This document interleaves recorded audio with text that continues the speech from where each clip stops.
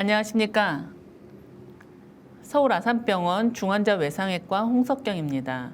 이번 시간에는 본 프로그램의 개요가 되는 중환자 재활이란 무엇인가에 대해서 말씀드리도록 하겠습니다. 오늘 목차는 다음에 5가지 목차에 따라서 말씀드리겠습니다. 첫 번째, 중환자 재활은 왜 필요한가에 대한 말씀입니다. 중환자는 질병, 치료, 환경 등의 여러 가지 이유로 인해서 ICU 어콰이드 위크니스, 중환자실 획득 쇠약이 발생하게 됩니다. 선행 연구에서 이런 발생률은 25%에서 65%가 보고되고 있고, 이런 근육 쇠약이 동반된 환자에서는 사망률, 기계 환기 유지 기간, 중환자실 재원 일수가 높다고 보고되고 있습니다. 또한 ICU 어콰이드 위크니스는 이런 임상적인 결과 외에도 환자가 장기적으로 퇴원 시 삶의 질이 저하되는 중요한 원인으로 알려져 있습니다.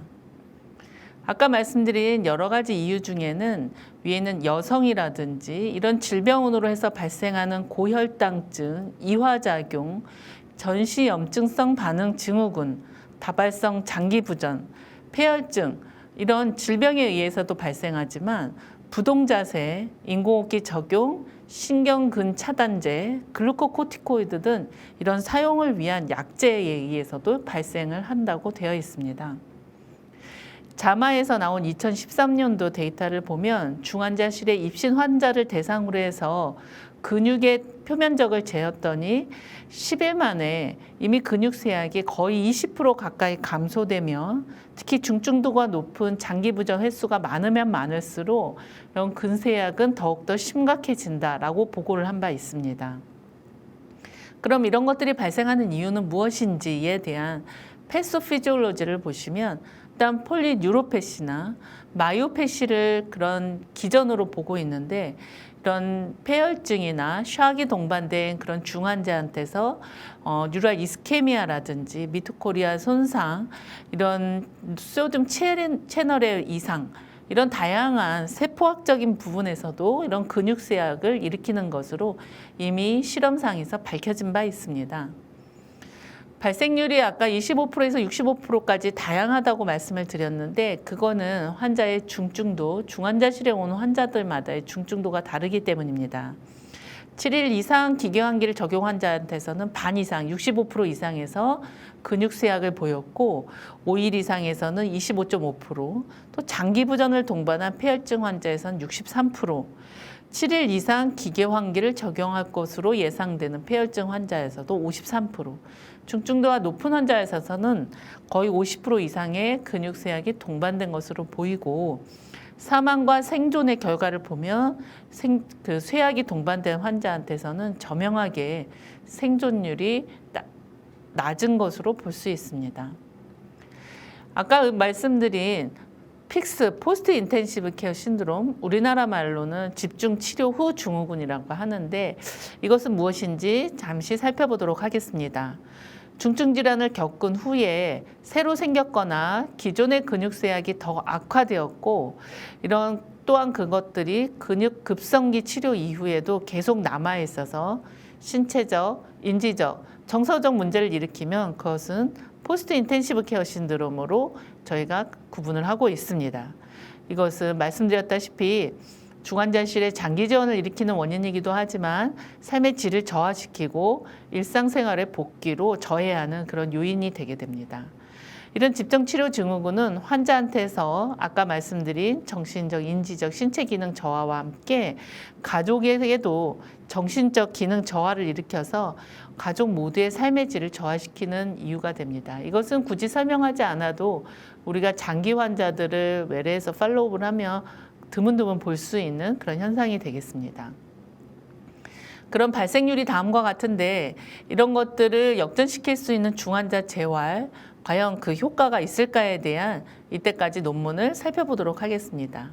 이때까지 입증된 결과로는 신체 기능을 향상시키고 선망 발생을 감소시키며 기계환기 적용 일수를 감소시키고 중환자실 재원 일수, 병원 재환 일수를 감소시킨다고 되어 있습니다.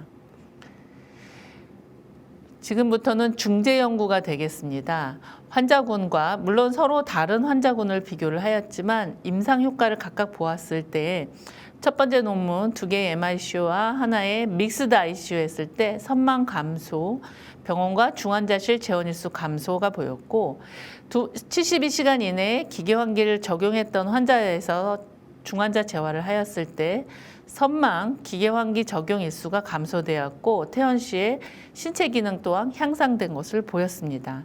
다음과 같이 본 결과에서는 대부분 신체 기능이 호전되었고 선망의 발생을 감소시켜서 중환자실 재원 일수를 감소시켰다라고 보고를 하고 있습니다.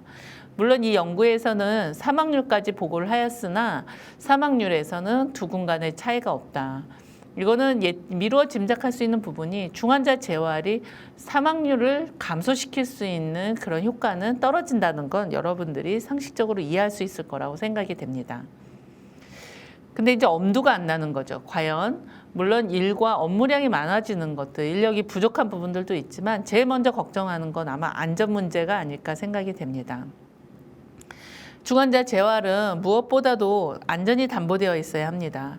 그걸 위해서는 우리가 재활 전에 환자가 가능한지 체크리스트가 있어야 하고 재활 중에 이상 반응이 있는지 없는지, 왜냐면 저희도 일상적으로 운동을 좀 달리다 보면 심박수가 올라가는 건 당연한 일인데 이게 안전에 위해가 되는 이상 반응인지에 대한 크라이테리어가 명확해야 하고 그 다음에 이런 것들이 과도할 때 재활을 종료할지 말지에 대한 기준이 있어야 합니다. 이런 것들을 면밀하게 크라이테리어를 두고 감시하고 대처할 수 있는 프로토콜, 제도적 잔치가 필요하겠다 말씀을 드립니다. 이렇게 갖춰진 프로토콜 하에서 중환자 재활은 비로소 안전하게 시행될 수 있겠습니다. 여러 리포트에서 이런 어드버스 이벤트에 대한 보고들을 하고 있습니다. 많으면 4%, 4.2%까지 얘기를 하고 있는데 그런 이상 반응의 기준은 보통 디세츄레이션 되거나 환자가 무릎을 땅에 짚고 넘어진 경우 혹은 수축기 혈압이 좀 떨어진 경우 이런 부분들을 얘기를 하고 있는데 여기서 공통적으로 얘기한 거는 운동 시에 그런 이상 반응이 일어날 수 있으나 심각한 이상 반응은 없다는 것은 공통적인 의견이 되겠습니다. 그러면 중환자 재활은 안전할까에 대해서 얘기를 하면 이렇게 환자들을 받쳐주는 거지 이렇게 억지로 끌고 가서는 안 된다. 그러면 그런 안전기준에 대해서 조금 더 자세히 보겠습니다. 이따 이후에도 말씀을 드리겠지만 개괄적인 내용은 특히 중환자에 있어서 저희가 확인해야 될 부분은 호흡, 심혈관, 신경 요 세 가지 부분이 되겠습니다.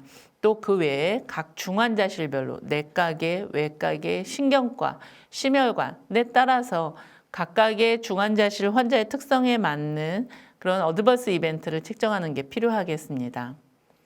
여러 가지 보면 이미 여러 전문가들이 제시했던 크라이테리어들을 다 모아놓은 표이고 이건 아마 이후 강의에서 조금 더 자세히 말씀하실 것으로 생각을 하고 있습니다. 그러면 안전하다는 것을 담보를 했을 때 과연 어떻게 수행하는 것이 좋은가? 개괄적인 부분만 말씀을 드리겠습니다. 일단 시작을 하기 위해서는 중환자 재활 필요성에 대해서 의료진이 인식 변화가 있어야 됩니다. 워낙에 업무량이 과다해지고 인력이 많이 필요하기 때문에 한 번 했다가 또 지쳐서 안 하게 되면 꾸준히 진행하는 것보다 효과가 떨어지게 됩니다. 그래서 이것이 반드시 필요하다는 그런 문제의식이 필요하고요. 그다음 다학제 간 협진, 프로토콜 구축, 교육 연구를 위한 지속적인 프로그램 관리가 필요하겠습니다. 의료진 의식 변화, 아까 말씀드렸다시피 반드시 필요하다는 것에 대한 공감대가 형성이 돼야 되고 또 이것을 뒷받침해 줄 수 있는 인력, 장비, 시간을 투자할 수 있는 제도적 기반, 수가 부분이 되겠죠. 이게 필수적이라 하겠습니다. 기존에 인공호흡기가 끝나면 재활을, 사실은 인공호흡기가 끝나고도 중환자실에서 재활하기 좀 힘든 상황이었죠. 이 그림에 보인 것조차가 조기 재활에 해당되는데 최근 개념은 인공호흡기를 하고 있더라도 재활은 시작을 해야 한다라는 부분이 되겠습니다. 이런 프로그램을 만들 때는 어떤 한 팀에서 주도적으로 만들 수 있으나 이런 프로토콜은 여러 분야의 의료진들이 참여를 하기 때문에 같이 다각제 간 협의를 통해서 프로토콜이 필요합니다. 중환자 전문의, 중환자 전담 간호사, 재활의학과 의사, 물리치료사들이 여기에 같이 공통적으로 참여를 하여야 되고요. 이런 것들이 유지 지속할 때 다학제 간 협의가 가능하기 위해서는 이렇게 원래 회의를 한다든지 환자 정보를 실시간으로 단톡방으로 공유한다든지 환자가 어떤 프로그램을 하고 있는지를 환자 침상에서 보기 좋게 의무 기록이나 이런 표시 등을 통해서 공유를 하여야 합니다. 따라서 직종 간 소통 및 적용 가능한 기관에 합당한 프로토콜을 개발해야 되고 반복해서 말씀드렸다시피 단계별 기준과 재활 전 체크리스트, 이상 반응 종료 기준들을 포함한 프로토콜이 있어야 합니다. 또 재활 중 문제 발생 시에는 이런 것들을 보고 체계가 필요하고 이런 보고 체계들이 쌓여서 결국 이 프로토콜들을 더욱더 나은 프로토콜로 개발이 가능하겠습니다. 저희 병원 프로토콜인데 이거는 기관에 맞춰서 하셔야 하고 이렇게 체크리스트로 데일리 심혈관, 신경, 호흡기계를 중심으로 해서 이런 체크리스트가 필요하겠습니다. 이상 및 탈락 기준도 인터넷을 치면 굉장히 많은 기준들이 있지만 그 기관에서 모니터링 가능하고 조절이 가능한 그런 어드밴스 이벤트를 측정하는 것이 중요하겠고요. 이런 것들은 안전하고 체계적 관리를 위해서는 다각제 간의 지속적인 유지 관리가 필요하다.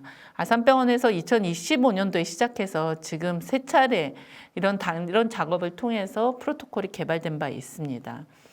저희 병원에 있었던 재활회의 회의가 되어 있고 한 달에 한 번씩 그 달의 데이터 및 어드밴스 이벤트를 리뷰하는 그런 과정들을 하고 있습니다. 어드밴스 이벤트에서는 그 한 환자에 대해서 다음과 같이 예시를 보여드리고 있습니다.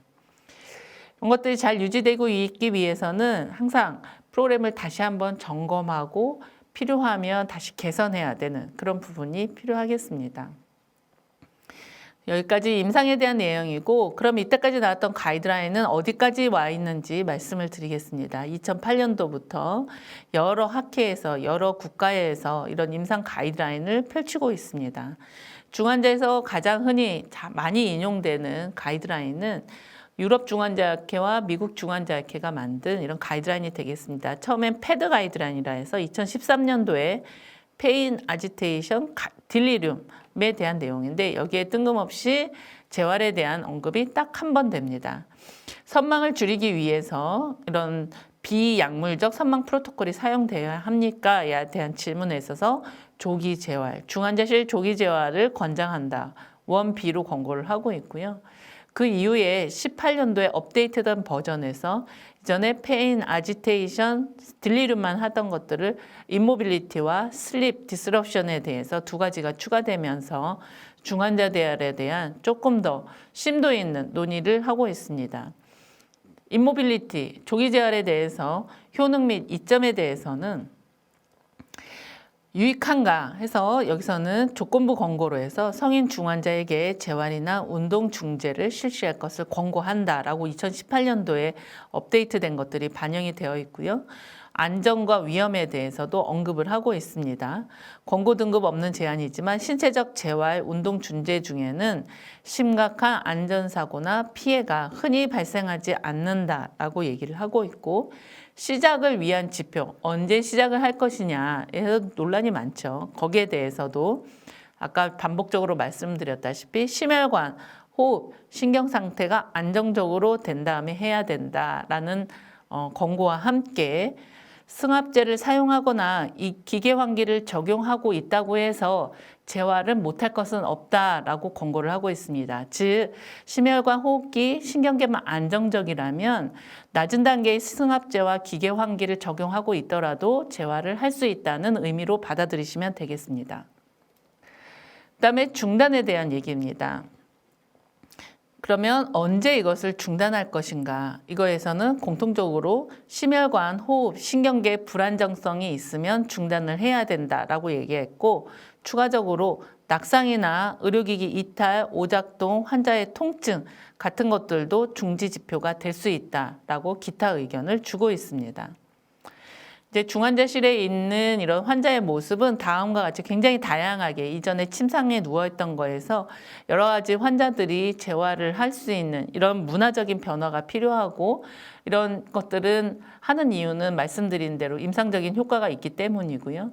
이런 엄두도 못 내던 이런 중환자 재활을 할 수 있도록 제도적, 수가적 뒷받침이 되기를 희망하겠습니다.